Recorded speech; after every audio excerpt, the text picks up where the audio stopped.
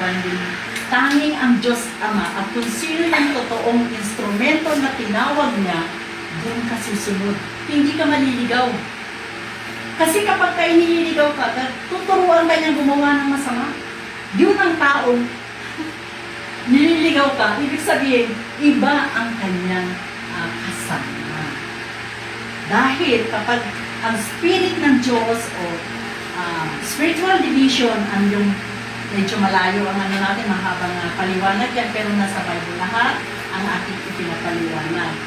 Pag spiritual division na tinatawag, kasi isipin mo ilang trillion, ang buong daigdig, napakarami ng tao. Pero alam ba natin, sa bawat lipi na sinasabing 12 lipi na nagmula kay Jacob, nabasa niyo yan sa pahayag, medyo